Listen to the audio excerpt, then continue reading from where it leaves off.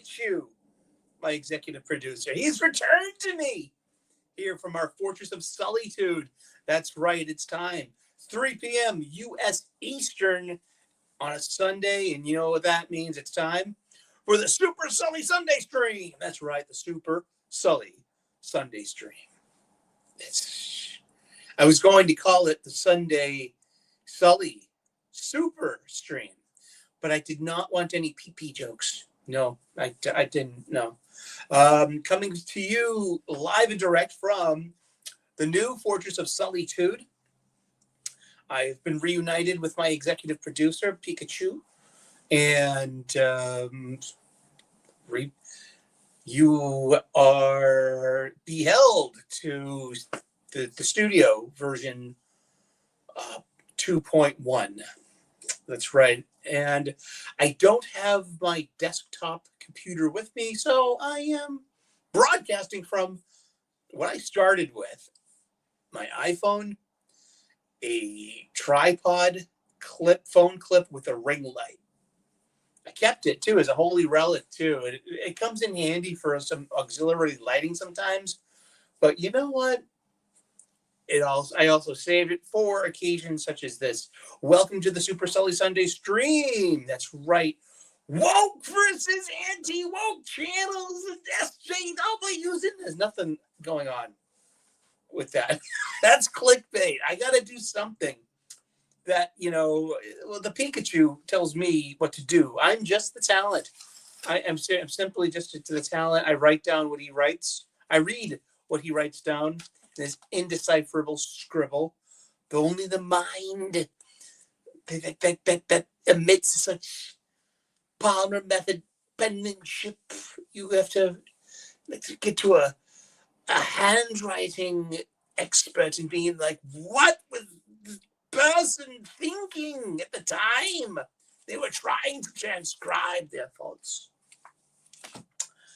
Also, this is home of What's in the Bag. What's in the bag? What did we get from my local comic book shop this week? That's right, not that much. Actually, my local comic book shop is between distributor errors, so I got no new Marvel comics this week. I still read 12 new Marvel comics this week, all courtesy of my digital pirate chest. Arg! We got 3 comics, and we also got a crowdfunder. We'll check in on that at the end. Pikachu is a very naughty Pikachu. Don't let AL tell you any different. My Pikachu's a little bit more like he's from South Boston, and that's our hometown. Salam, everyone. Good to see you, Mo, from the other side of the world. And welcome back to the Super Sully Sunday Stream from the Fortress of Solitude. And let's see. What's going on in the world of pop culture these days? I don't know, really. I mean, if you want to talk about something, throw it out there into the chat. Let's see what sticks. And good to see you, James. How are you? We're broadcasting from my iPhone still. So all apologies to any kind of audio fidelity issues or anything. I still have to. Hey, Lane Kramer, good to see you, buddy. How are you? It was good to see you on Yule Carter's this past week as well. And it's good to be back. And I have comic book reviews. We're going to review some comic books.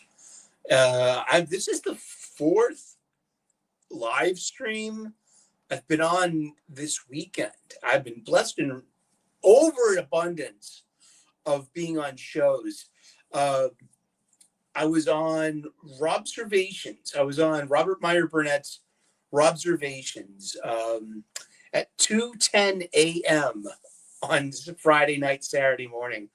It was Robservations number 1000, where Rob promised to stream for at least 1,000 minutes, which is about 16 hours and 40 minutes or so. So I got in on the back end of that. Good to see you, Fear Monarch. How's it going? Salam and good day to everyone out there. Shalom as well. And namaste. And a good old howdy. And hey, Yvonne Beck, good to see you. How are you? Welcome. Cheers. And I'm glad you can make it live too for all the shenanigans.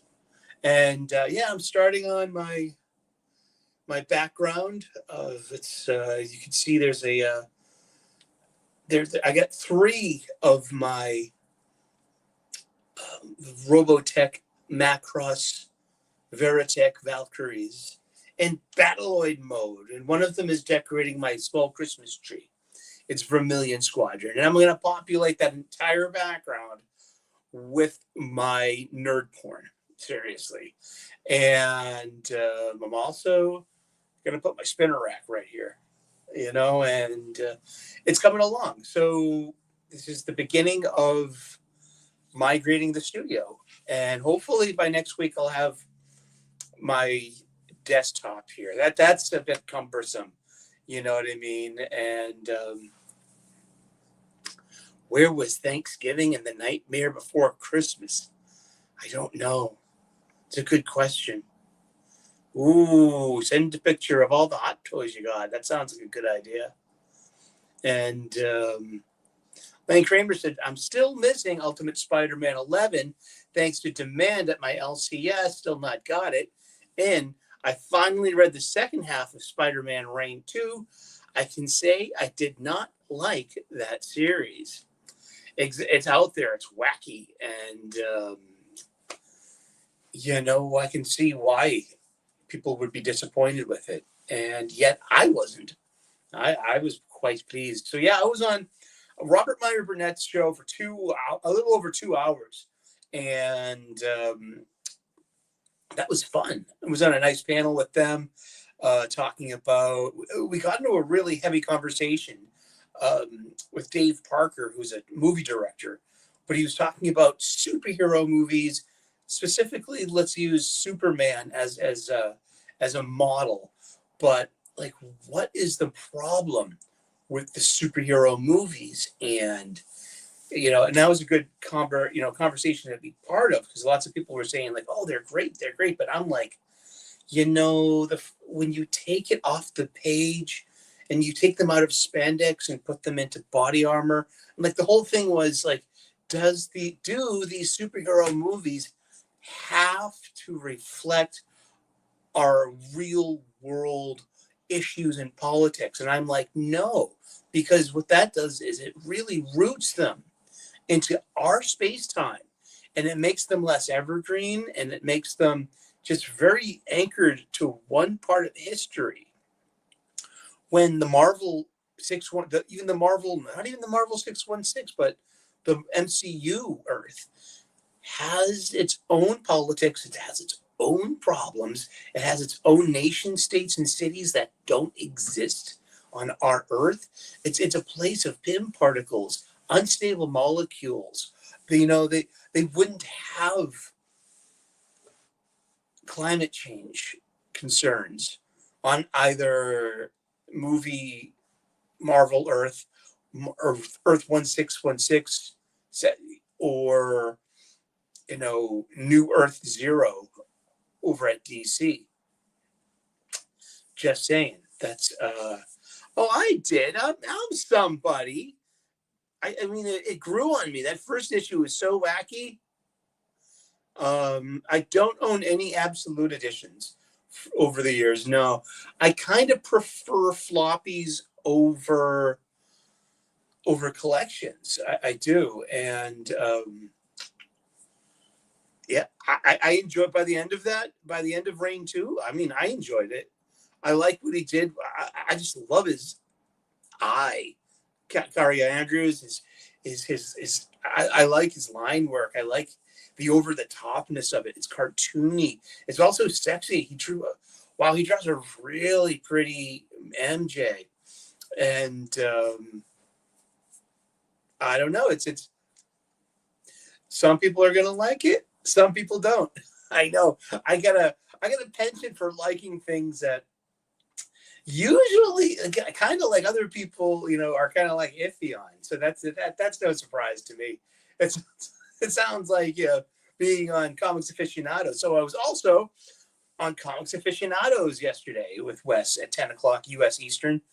And then I was on with Bandito Bane over on his Geeks Talking Geeks. He's an up and coming channel and deserves your follow. You can check him out, Bandito Bane, the well-rounded nerd and Warhammer noob, and he's a complete Spider-Man addict and expert.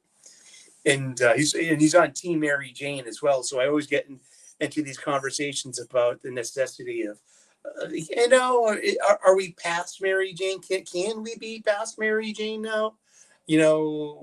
Can't we give Peter a second chance with his second wife? Lots of men like their second wives a lot better.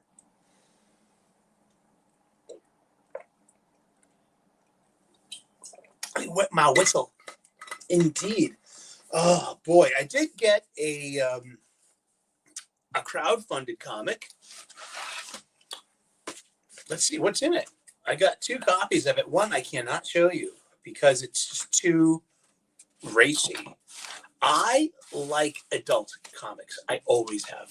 I love beautifully illustrated women.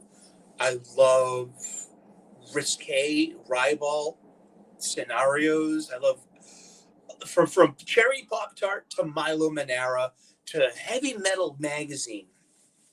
With its Mobius, its Frazetta, like Frazetta girls, like just tits and ass and feet and nudity and hair and curves. And I'm like, I love a Frazetta girl, man. Frank Frazetta was just amazing. And this goes back to having an appreciation for Renaissance art.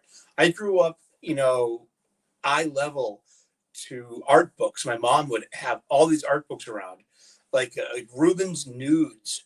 I mean, a Rubenesque woman is, just not quite body positive, but maybe what we would call Chicago thin. There's LA thin, and then the Chicago thin. Yeah, Frazetta could draw a good booty. Seriously. I mean, I don't even care. Oh my gosh, I read Phoenix 5 last week.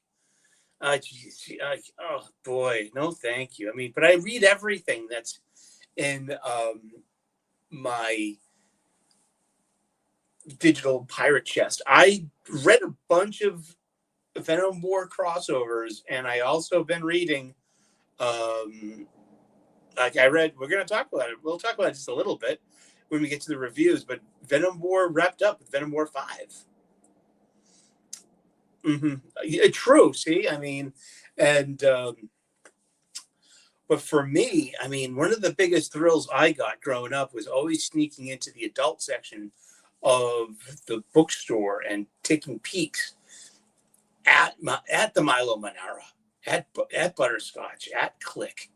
You know what I mean? That was verboten. That was not meant for my preteen and pubescent hands and eyes. That was adult content, and but I grew up here in Boston, so we had plenty of places that had, adult comics. Pops is here. What's up? I just kept forgive Marvel's. I can't forgive Marvel's destruction of Spidey comics. I'm staying clear. I'm in on Jeremy Adams' Green Lantern, rereading Peter David's Hulk, and that's all for DC Marvel right now. Indeed. I'm still buying Philip Kennedy Johnson's Incredible Hulk. It's still pretty good. I'm buying Ultimate Spider-Man. I mean, it's the thing. It's half of it's good. The other half is just filler. But I gave myself. I'm going to take a chance. I took a chance on 2 Ultimate books, and I've already dropped one of them. And but yeah, speaking of adult comic books, we got from Jesse Blaze Snyder, Fucking for Our Future. That's right. It's created by Dizzy Arnold and Jesse Blaze Snyder. Jesse Blaze Snyder is a really awesome dude. I want you fucking for our future. And now it's about the far, far future. And society, the evolved scientific society, well, it's all women, and they learned how to reproduce, through cloning and parthenogenesis. But now they've run into a problem where they're unable to, keep the race going with clones. So what they're gonna have to do is find men, the beastly men that still live on the surface of planet Earth, and copulate with them and make babies to continue the race, because it's come to this. And so it's cheeky, it's satirical, it's pretty well drawn, it's farcical, but it's fun, it's colorful, it's well drawn. I like Jesse's. The only other book I bought of Jesse's was King of Kings, and this was fine because we got to see at the end of it there will be a King of Kings issue number 2, and that's cool because King of Kings was pretty fun. But yeah, it's fucking for our future, and I'm glad to have supported Jesse Blaze Snyder. He's a good guy, and he's a pretty decent writer too. It's the same cover, but it just has all of her clothes removed, and so it's a bit cheeky. Let's see what's going on in the chat. Isn't that the same plot as Why the Last Man? In a way, but I mean, it's not, it's set in the very, very, very far future. Let's see. And cheeky. That's one way to describe it. That's right. That is the plot of Why the Last Man. Kinda. Yeah, it is, in a way. One thing I loved about Why the Last Man, we never found out really what happened. Was it magic? Was it a virus? What was it? That was one of the best parts of that magazine. Besides it being a good comic book, and I love the ending. I love the last issue. What was it, issue 66 or 60? They usually got like 5-year deals on those Vertigo books. What did we read this week? Well, let's start off what I skipped. I skipped a lot of DC books this week. I just can't muster up the energy to get a chubby over a lot of DC books. I skipped on Cy Sperling's Flash 15. I skipped on Chris Condon's Green Arrow. I didn't vibe it. I skipped on Justice League Unlimited number 1. I skipped on Action Comics. I skipped on Batman and Robin Year 1, Issue 2. All of those are written by Mark Waid, so I'm not buying Mark. I just had enough of Waid. Sorry. I mean, it's weird because I'm a huge Ethan Van Sciver fan, and he is very divisive and very dramatic and very combative and says a lot of stuff. You know what I mean? A lot of hostile stuff, a lot of, and a lot of it's, but I understand Ethan in a way that I also understand Mark Waid. Ethan, if you take Ethan seriously, you are the problem. I don't think Ethan's the problem. I think taking Ethan seriously, that's the problem. I mean, I don't think Ethan takes himself all that seriously. Hey, Adam, how you doing? Hey, all. I'm driving by Jim from Weird Science, Jim Werner, Jim August. His town, if you need to stop and give him a hug, the finger, or both. You know what I mean? Bring him a sandwich. He needs to eat something. I'm worried for his health. He needs to be Genki, you know. And drive safe, Adam. Hopefully you're having a good trip. But yeah, I give Ethan the pass, and he says lots of dopey shit, man. It's like I had to cancel one of my orders with him. I backed the Camelot's NASCAR, Cody Dennison's Cyberfrog rap, and I love that idea. And with it came a copy of Hard Safe Hard, you know, and a Matchbox car of the NASCAR with the Cyberfrog rap, and I was looking forward to that. I like Cyberfrog. I think it's well drawn. It's fun. It's a pretty decent. It's a stupid fucking comic book. Why not? I like it. And but okay, Ethan is pushing back against all the years of being called a Nazi and a white supremacist and all this stuff. And you know, and he says dopey shit. Trust me, I know, because I watch a lot of them. And but I don't think he takes that seriously. I think he goes, this is where the Opie and Anthony crowd went. The old Howard Stern shock jock radio, you know, crowd went. You know, it's that mentality. And so he even asked he put it as a poll and asked the chat and say, hey, should we name the series of Matchbox cars we're doing CG Master Racers? And I'm like, holy fucking shit, I am not supporting that. Just cancel. He was like, I got an email back from his wife, Andrea. She takes care of the business while he does the drawing. And she's like, we can refund you. And I'm like, no, I mean, basically that was all about getting Cyberfrog on a NASCAR. And that was so cool. It really was, to see that thing in action. And there's like, you know, there was nothing else in the world. No other car looked like that. It was great. But I don't want that Master Racer thing in my house. Like not with that logo. You know what I mean? Just because that is literally a Holocaust pun. And remember, 12 million people died if the Nazis mechanized, industrialized murder machine.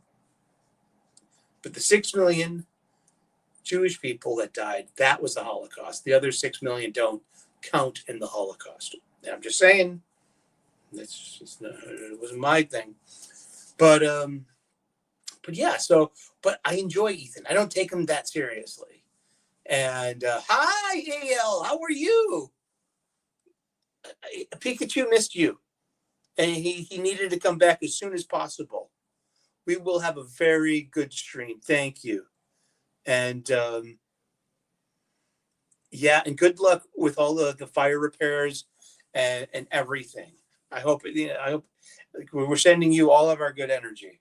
We really are. Where's my other hand? Oh, it's over here. Okay. Where's my other hand? Where's it's like an old game we used to play. Where's my finger been? Oh, my belly button. Oh, you're right. Ooh, I know. What a gross. But good to see you, AL, and have a great week. Thank you so much for checking in, too. So, yeah, I don't take Ethan that seriously. I don't think Ethan takes himself that seriously. I think he just, like, he just goes with it. He does a lot of, he's on camera a lot, and you shoot from the hip a lot, and you try to make up jokes. It's unscripted, man. I mean, I do the same thing, and it's so hard to watch your mouth. And sometimes you just say, you know, but he says things that come off very anti-gay and very, like, you know, quasi-racist and stuff. But I think he does that for effect. But I think it's like you are riling up a live chat and an audience that really relishes this. And then there's the whole drama with other creators. But then when it comes to Mark Waid, though, I think he does take himself that seriously. I think he really does. And there's no joking about Mark Waid's feelings. That's how he feels. And he's like the polaric opposite of Ethan Van Sciver. Yet I give Ethan the pass. I really do. So theoretically, I should be giving Mark Waid the pass. I guess that I am giving Mark Waid the pass. I'm just not buying his books. And we brought it up like a couple of times, last night at Pandito Banes. Mark Waid saying, I don't know if I can write superheroes. I've lost, my faith in half of America. And I'm like, you know what? Then get him off the fucking book, PDQ. Don't give him the opportunity to lessen the brand, especially in this struggling market. I mean, I understand hyperbole. I understand saying stupid shit. And this is the same guy that made it like, you know what I mean? Like, oh, you missed comment with the attempted assassination attempt on our president-elect. I mean, I don't care if you like him or hate him. Wow. Holy advocating violence, Batman. Like real ones. And it sucks because Mark Waid is like he's up there with some of my favorite comic book writers. He didn't just write Kingdom Come. He wrote The Kingdom as well, which was the sequel to Kingdom, which I kind of almost liked better because it was playing around with a post-Crisis on Infinite Earths, pre-Infinite Crisis idea of something called hypertime. And it was just a way to kind of bring back a multiverse in a way on an Earth that didn't have a multiverse until it went back to that in Infinite Crisis. I love this stuff, but I don't want to, I just don't want to just add anything to that. Sorry, Mark Waid. I mean, geez. I am giving you a pass. I'm not calling for your resignation. I'm not calling for your cancellation. I mean, I think it's disturbing that you made those admissions about being able to perform your job duties. It's, and that you would let the product suffer because you're a sore loser politically. I mean, just come on. I mean, I got to get up and do my job. Don't you? Does it matter if you're, you know what I mean? My candidate didn't win. I voted for Jill Stein. I didn't expect my candidate to win. It never, And I was having a fun time reading Superman, Batman, World's Finest. I was having a good time with that. But then he's just too much. And it's like, I think good luck, man. Good luck, Mr. Waid. There was actually a time very shortly, not too long ago, that I was actively hoping that Mark Waid would be the editor-in-chief of DC Comics because he has such an encyclopedic knowledge of the characters and of the character voices and of their motivations and of their histories and of continuity and of how the DC universe is built. You know what I mean? And the lattice work of everything. I think he would make an exceptionally good shepherd of these stories and of these characters. Yet he has the ability to hurt the brand with his social media comments. And he is, I don't find him funny. I don't think he's speaking in hyperbole. I think he would use that as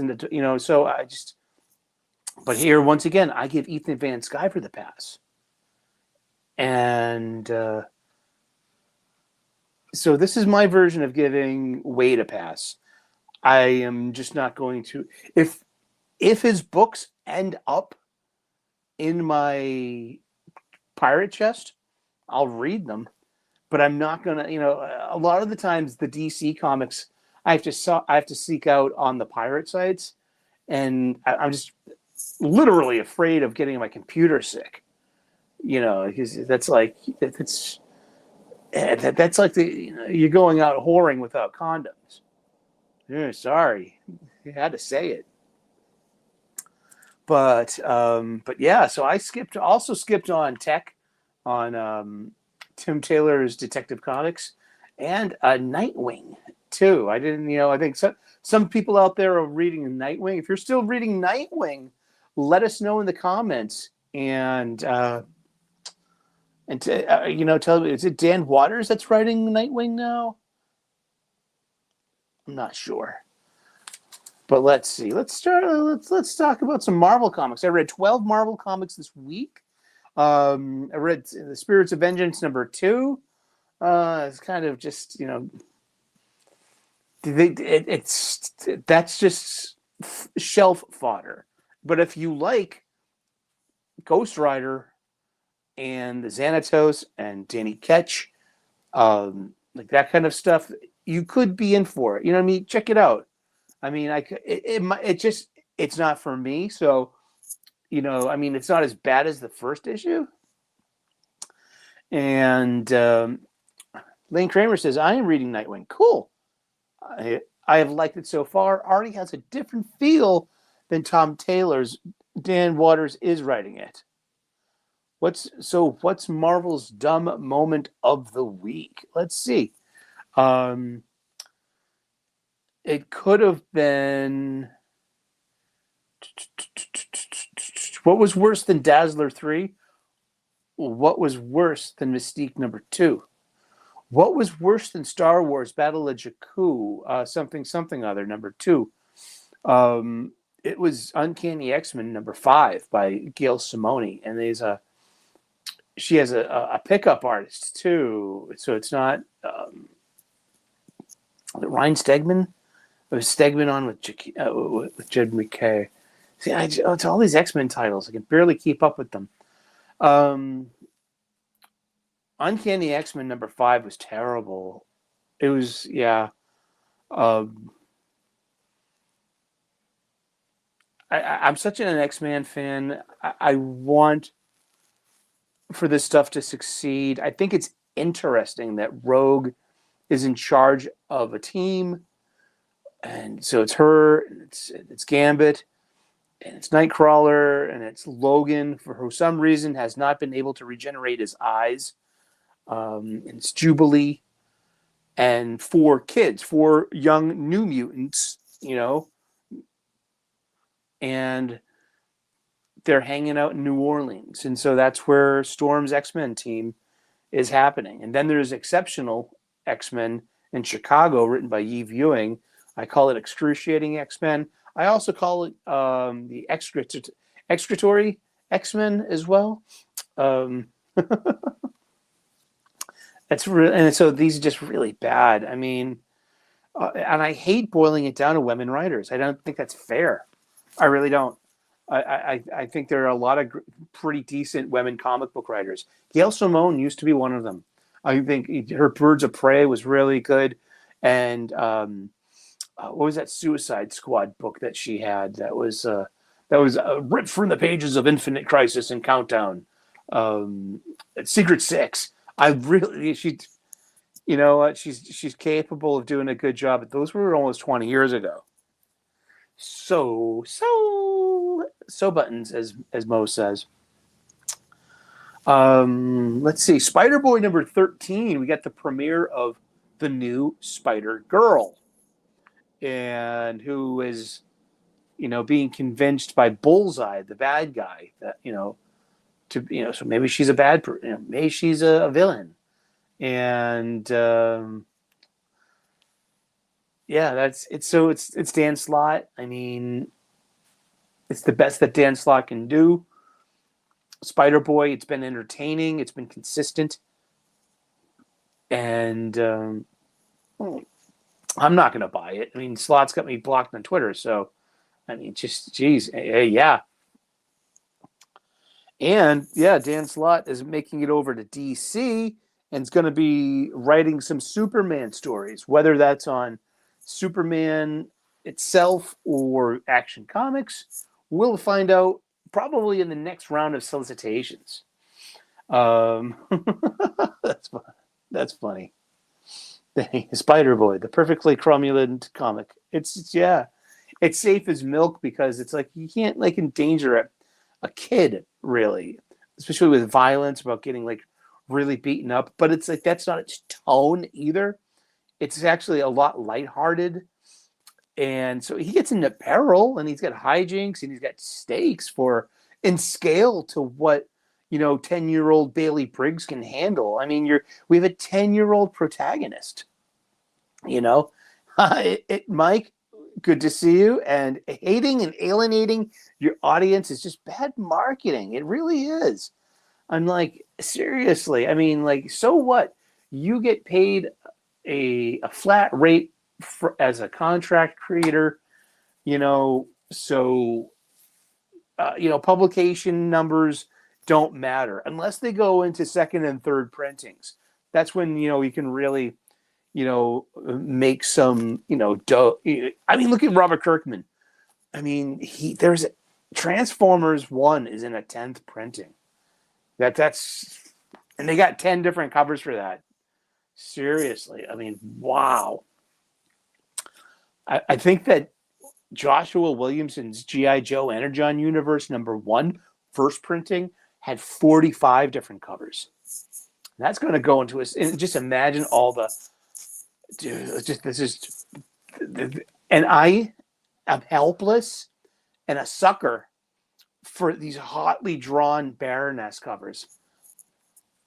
You can sign me up every time. I would need a Peach Momoko one. I would love to have a Peach Momoko one. And I'm sorry about my feelings of Ultimate X-Men, Peach. Sorry. I am still mixed on Ultimate Spider-Man. I have only like 6 of the 10 issues of the series, which, I mean, is way better than Amazing Spider-Man. Hopefully you're going to really like Ultimate Spidey 11. It's got a good balance of fight scenes, of a very quippy Peter Parker. That's one of my favorite parts of Spider-Man is his sense of humor. So when it comes to Joe Kelly on ASM writing a pretty jokey Peter, I don't mind that. That's my kind of Spidey. I really like that. What else? So we talked about Uncanny X-Men #5. It was just terrible. Oh my goodness. Star Wars Battle of Jakku #2. Yay, we've got Dr. Aphra. Yay, Z's. Oh, that's what's gonna fix.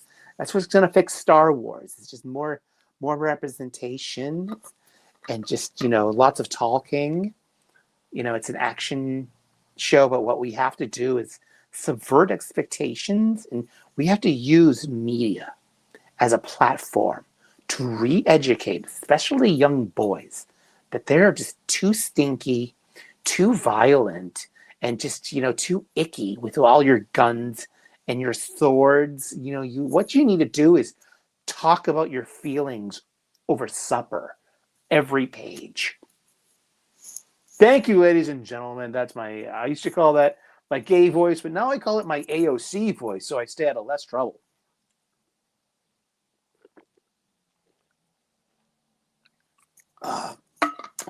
People at work are like, wow, how can you do that gay voice so well? I'm like, hey, gay uncle. Uncle Freddie Lesiak, man, dude, my mom's best friend's brother. Totally flamboyant gay dude in the 70s. And he has his own tragic story, too.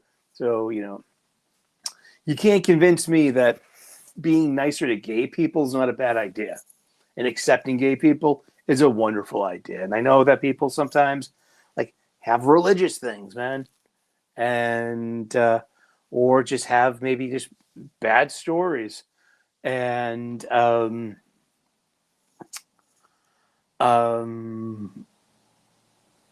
but they're people too. Yeah, Uncle Freddie, he got bashed in the late 70s. They laid him out on a street. He got curbed. They put his legs on the curb, and they kicked his knees out. He was crippled for the rest of his life. Why? Because he was a flamboyantly gay man in the 70s and probably hit on the wrong guys. Jesus Christ. He was totally like that. And he eventually died in the late 80s of, I don't, if it was an OD or was it HIV? I mean, do I have to know? That's his business. But we lost him, pretty early, and he was actually a really nice guy. And, but I mean, seriously, the less gay bashings in this world, the better. And I understand that, you know, any humans can be insufferable and unlikable. But, you know what I mean? But then there's also typical people, too. There really is. And, well, thank you, man. It's an old story, you know. Thank you, Mo. That is an old story, you know. And yeah. But sorry. I'm catching up with the chat a bit. Yes, exactly. Give me cheesecake covers any day, especially with Baroness. Please. There was Mystique #2, which is not just a bathroom code. It's the second issue of this limited series, written and drawn by Declan Shalvey.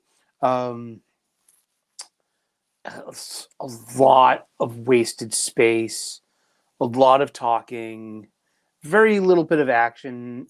It's you know, she's got fans, I guess. I mean, everything was familiar because it was all about like her version of the Brotherhood of Evil Mutants.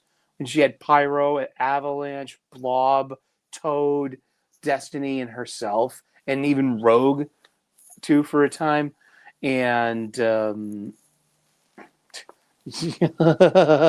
yeah, man, totally. I mean, oh gosh, Dennis Camp, he's an activist. Should activists activists shouldn't be hired to be writers. I mean, have writers write, because activists make platforms out of stories and learning opportunities.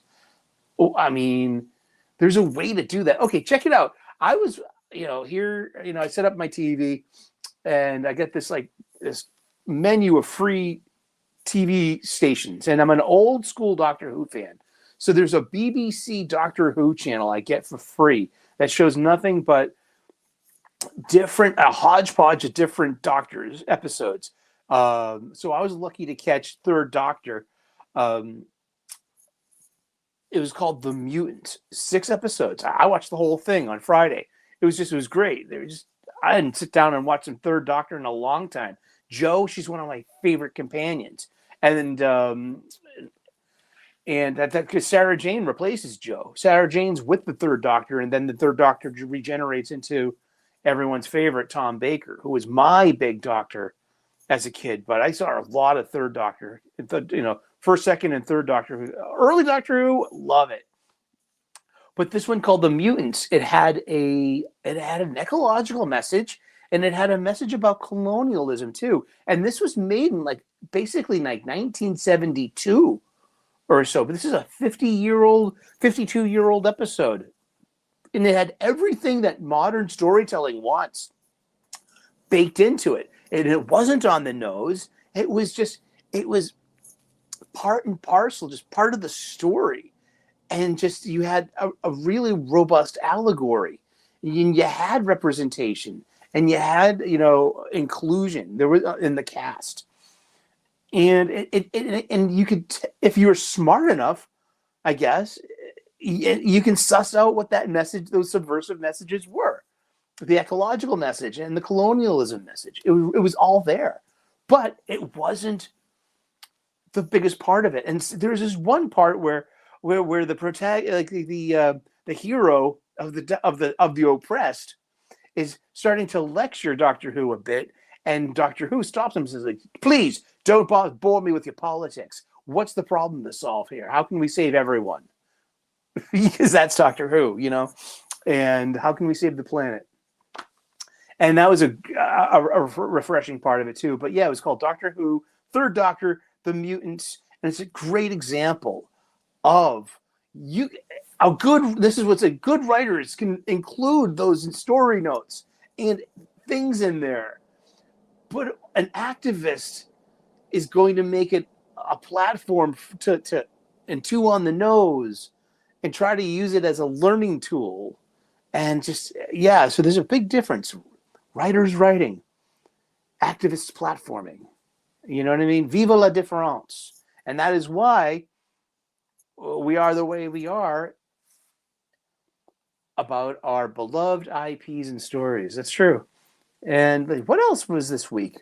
We had Incredible Hulk number 19. Nick Klein's back on the book with Philip Kennedy Johnson, and I'm not too sure. Did this wrap up the eldest story arc? This 19, maybe 20 if you count the one shot, the giant sized.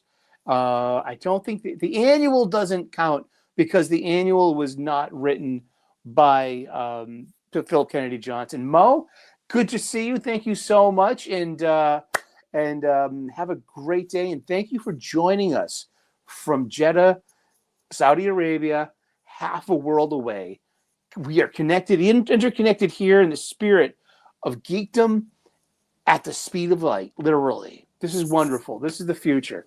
And this is how we're going to foster understanding. You know what I mean? Talking to different people from different parts of the world. God bless you. Namaste. Salam. Thank you, Mo. Blood hunt counts too.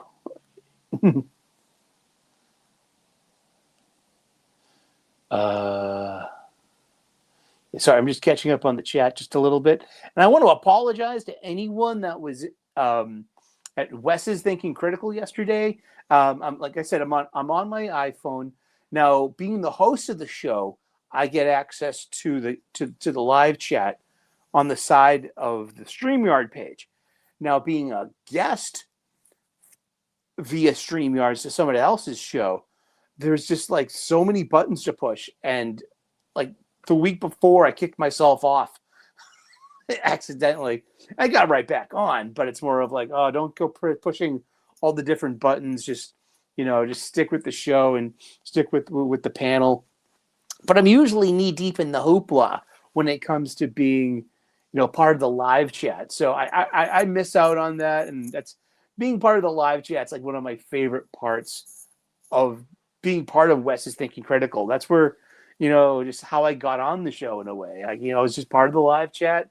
Wes noticed one of my videos one day, gave me a chance 2 years ago, and he keeps inviting me back. So I must be doing something right. And I really enjoy being part of that dynamic. And just like, that sports radio, that shock jock kind of whack pack kind of thing, like just the ball busting, the camaraderie. You know what I mean? There's a definite bit of kayfabe going on. You know what I mean? Like I'm the baby face to Jim and Doc, their heel. You know what I mean? And we bust balls accordingly. But in the green room, we just we bust balls, and on the chat too, and in our DMs. But it's just it's good natured, and it's part of just the dynamic. I don't know how else to put it, but it's fun, man. What else? Yeah, so Hulk 19 was pretty good. Yeah. And Iron Man number 2. No, it's terrible. Bad panel placements? No, thank you. I mean, it's clunky. It is a clunky looking armor too. It's supposed to. But it's this thing is it just can't be over quick enough. Venom War number 5 wraps up this 38-issue long mini-series, this mini-event set in the Venomverse. I can't tell you what just happened. It's hard. I mean, I couldn't do it. No. And I read a bunch of these things, man. I can't tell you what happened. Did Venom die? Not really. Did Eddie Brock die? Well, kind of. Is he with Carnage now? Well, is he? Well, who's Venom? There's going to be an all-new Venom number 1 coming out soon, and where now the white has been replaced with gold because the gold is Uru. Uru is an Asgardian metal.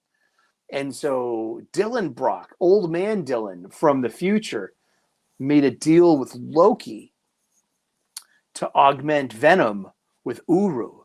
So that's going to be but who, I mean, is Eddie Brock still Venom? Who's the next Venom?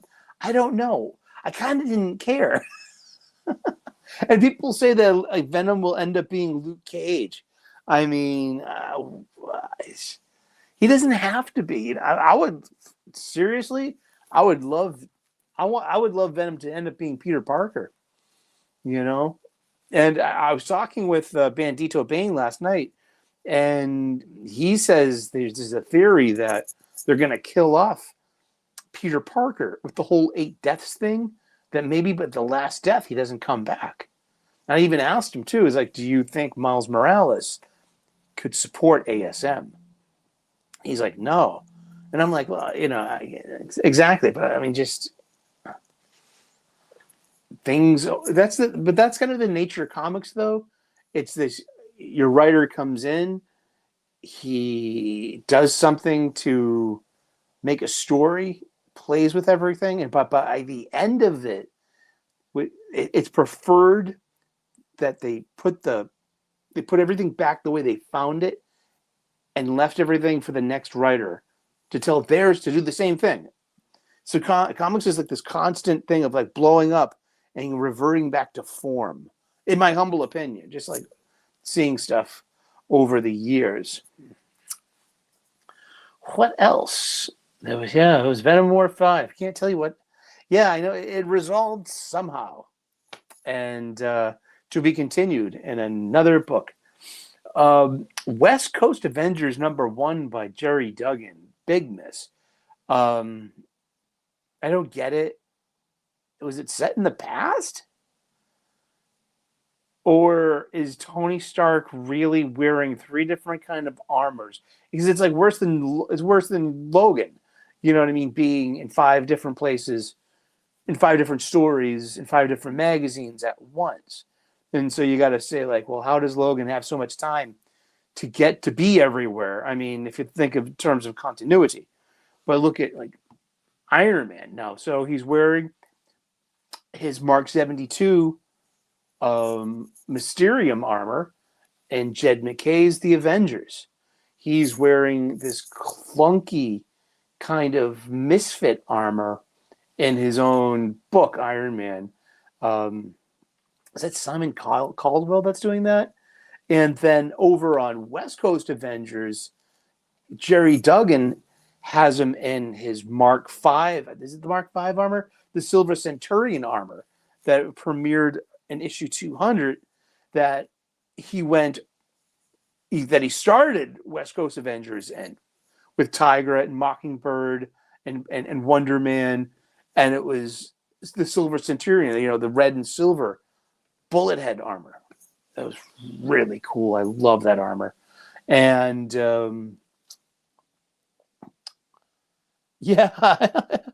West Coast Avengers, I flipped through it, and it looks like Firestar was being an alcoholic.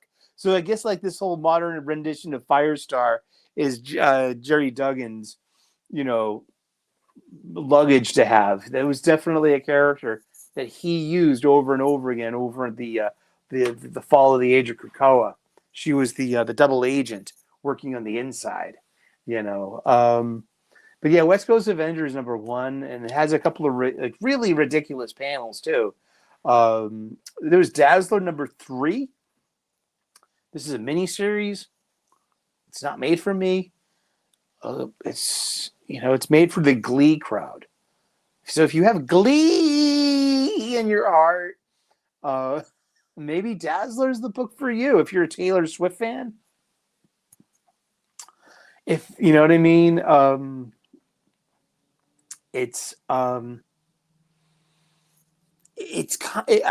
don't want to denigrate it by calling it bad. It's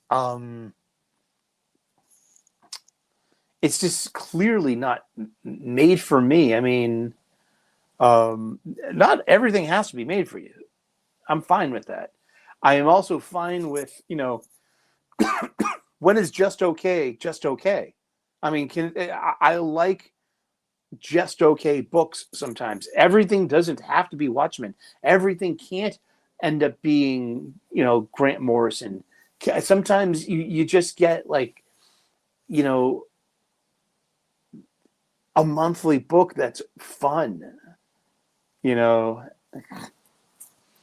Was she? Maybe. I don't know. Is she queer yet? If you just left the Wicked movie and want a comic book, buy Dazzler. Why not? I like sometimes yeah, exactly. As long as it's fun and you like it, just that's fun for me is the big X factor and all this. A book that's not fun. That's Uncanny X-Men. It wasn't fun. Exceptional X-Men by Eve Ewing. It wasn't fun. It's trying too hard to be well, in Eve Ewing's case, it's a lot of it is checking off boxes and just melodrama and talking. I mean, it's like X-Men books are about over the top impossible action. Gee, I'm sorry. I don't want I don't like coming off denigrating the creators unless they got it coming.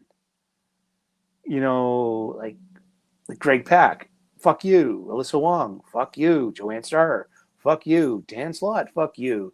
David Pepos, fuck yourself. You know what I mean? Tim Sheridan, did I tell you to go fuck yourself today? No, maybe remind me later and I will. Just all these, Becky Cloonan, you know what I mean? Like, hey, I tell you to go fuck yourself, but Will Conrad's your husband and he's an all right guy. So, I mean, I'm sorry, Mr. Conrad, but because of your wife, I can't purchase my money on or dedicate any valuable living space to having your books in my domicile or collection. Stuff like that, Wow, he really takes that seriously. Kind of. Tom King remains the only comic book creator that ever blocked me for a direct interaction of me being maybe a little toxic, and just like it was Heroes in Crisis, and I let him have it. I sent him videos of me, like I ripped off my Robin patch off of my red Columbia vest. I threw away all my my Lantern shirts. I didn't want anything to do with DC Comics anymore because of that, And he blocked me, and so didn't Mitch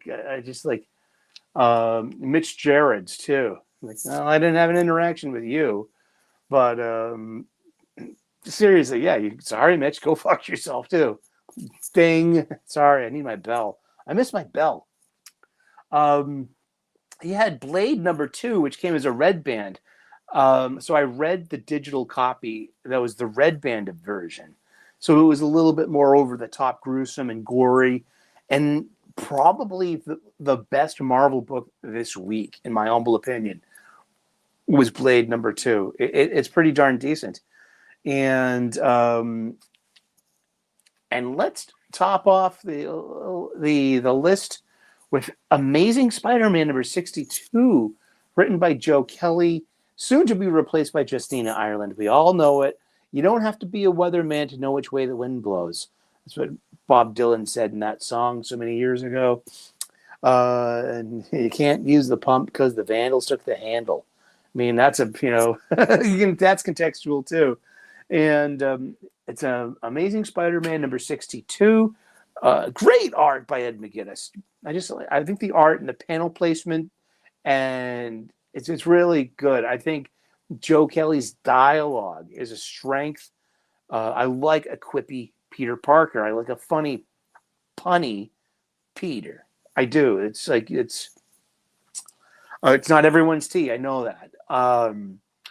It was most definitely a filler issue, and because this is going to be probably, if not an 8-issue arc, then maybe a 10-issue arc, because you're gonna need to, if he's done it, he's had his 8 deaths.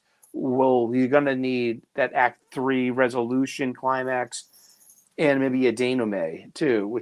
So this could go 10 issues. You never know. Trade paperbacks and arcs, they're not going 6 issues much anymore. There's a lot of 5-issue things out there, and maybe that's just to, save, production costs. It's like, here, Marvel usually does 6 issues for a trade paperback arc. You publish that for $20, and now you have 22 less pages to put in that, and you can still sell it either at 20, or probably it's $25 now, with inflation and shit. But there you go, you're cutting corners. And that's the way it goes. Was ASM 62 bad? No, it was good enough. It really was. I mean, I might have given it a 6 out of 10 on Wes's show the other day, and because it's just that for me, that's like D minus, or is it? Is 6.5 a D minus? Is a 6 a straight 6? Is that an F out of 10? I don't know. I should look this up. Shouldn't you know this? You're a reviewer. I'm a reader who speaks his mind with reviewers. I do.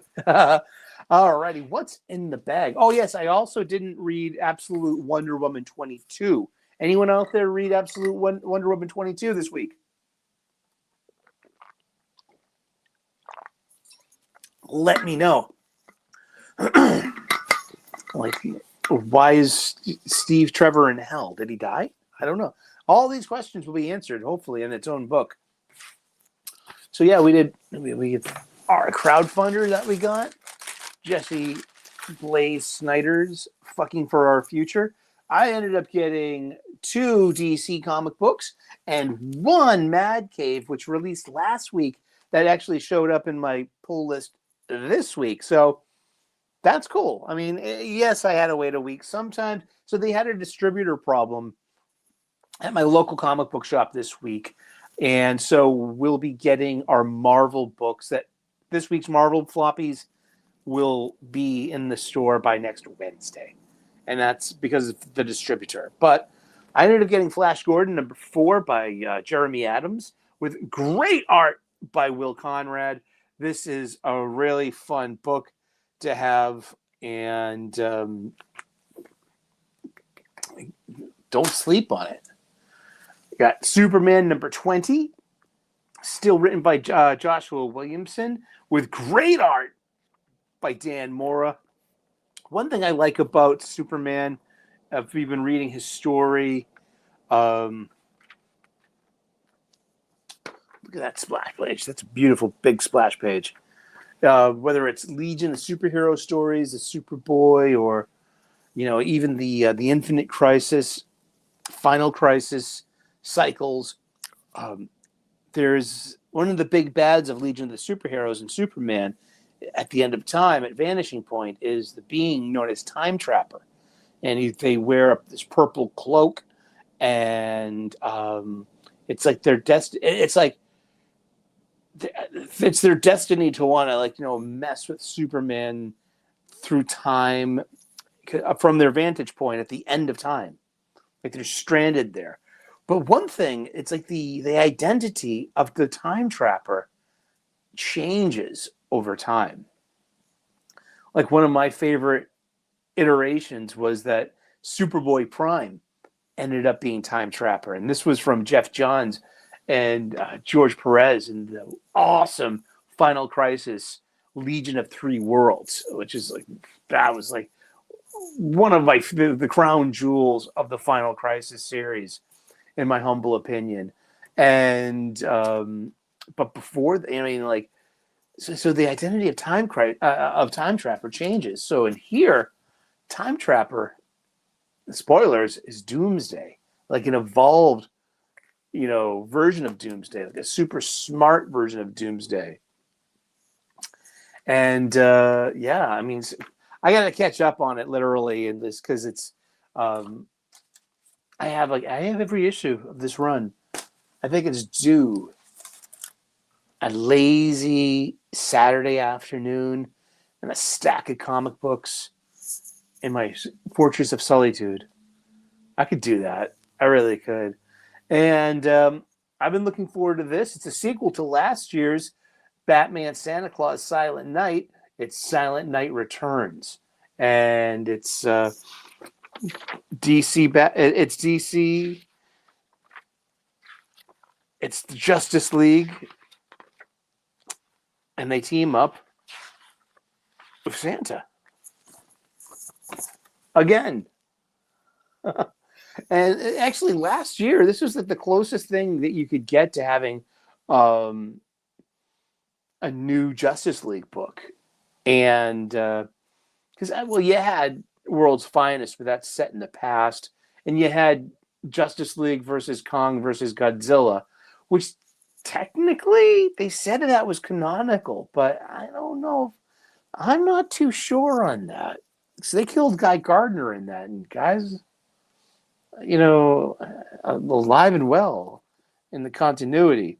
But this is fun. It's well drawn, and I've been looking forward to this because this was a big sleeper from last year, and I like it also for this reason, that in this time of denying certain spiritualities, certain religions, especially in the West and especially in America, the spirit of Christmas has kind of been maybe a little denigrated and watered down. Now it's holiday season. Now we have to share the power and be inclusive.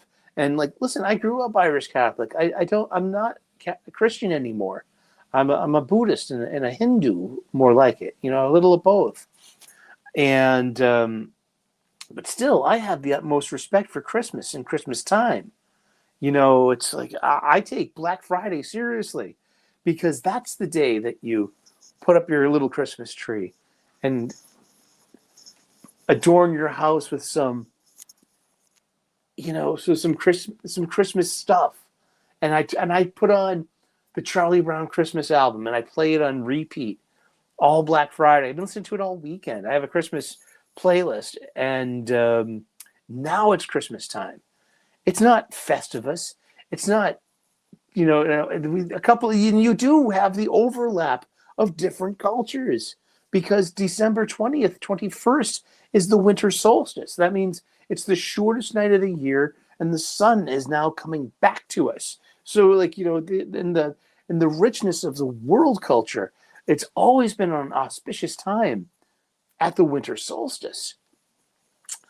So, but the kind of war on Christmas, I'm not coming at this from a conservative point of view. I'm a classic liberal with a conservative bent, or I'm a moderate conservative with a classic liberal bent. I haven't really give a shit enough about it to define myself.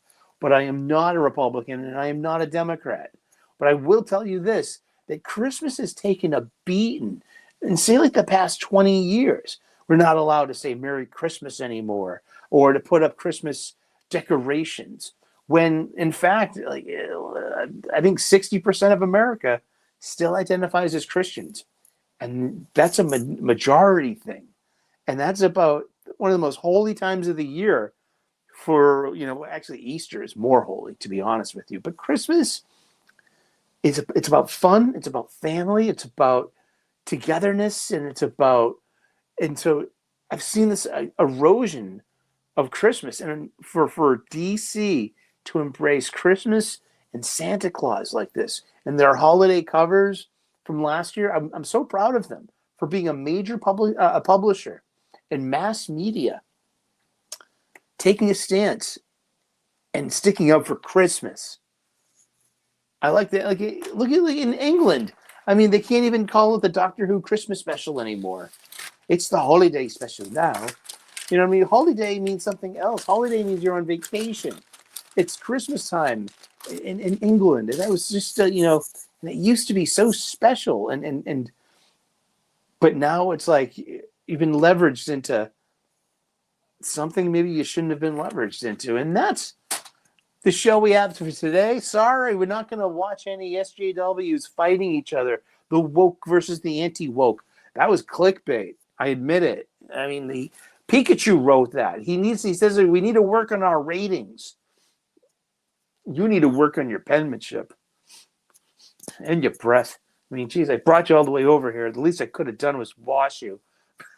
Well, that's it. You're going in the washing machine now. Thank you, everyone who's tuned in. Thank you so much. Please smash that like button, turn on those notifications, ring that bell, hit the share button. It really helps the algorithm suggest our humble little program to the comic book hungry people out there who need some decent middle of the road information with just a hint of outrage, but mostly some nice guy shit to say.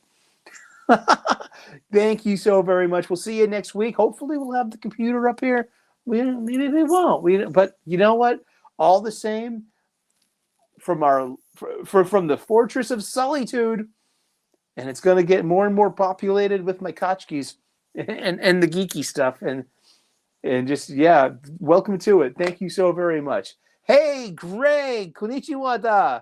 How you feeling? Are you Genki, man? Good to see you, Greg, and thank you so very much. God bless. Namaste. Good luck. And we will see you tomorrow morning with the gratitude list, and we will see you next week in these funny pages. All righty. Ciao. Bye-bye, and have a good one. Thank you, Pikachu.